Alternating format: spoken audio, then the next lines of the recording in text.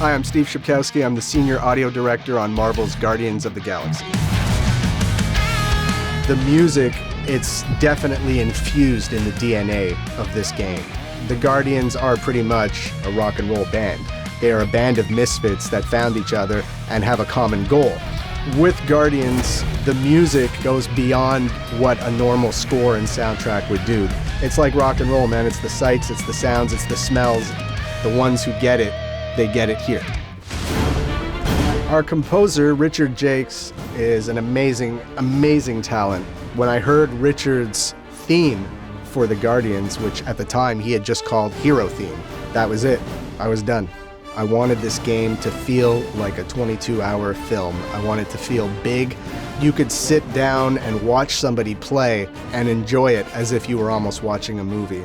Richard's music brings an epicness to this game.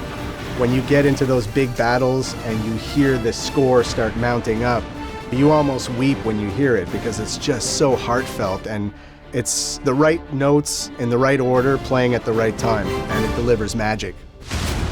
When we started looking at the licensed tracks, I mean, there's so much music to choose from. Fun was the main factor. It has to bring a smile to your face when you hear it. I think we should hear out Groot for once.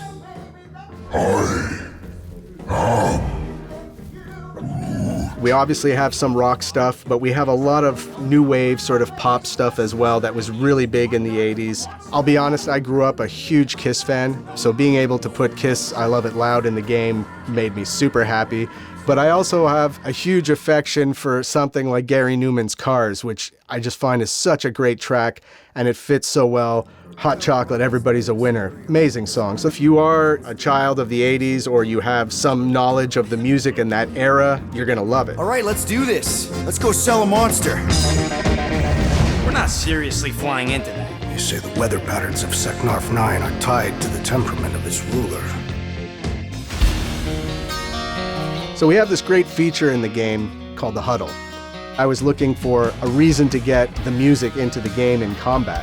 And this gave me the perfect vehicle to say, what if Peter hits his Walkman Guys, huddle up! and cues up one of his songs, and that infuses the team to fight even harder and better.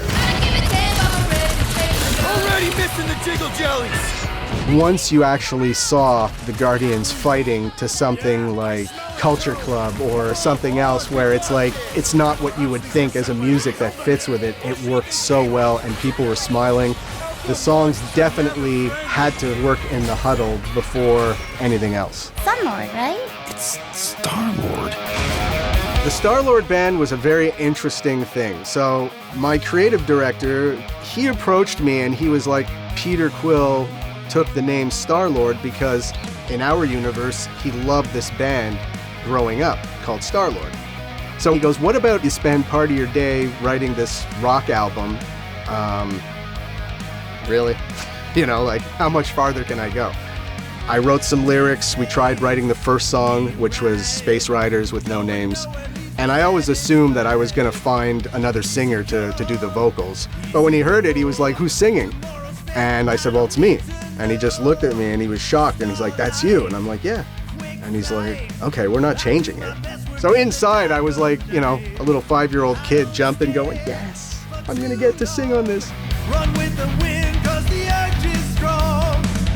Lose a win. We wanted to celebrate the Guardians and the whole rock and roll, you know, their dysfunctional family and everything that's around all that.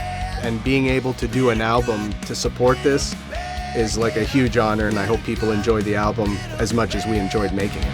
That's what you get with a space truck and no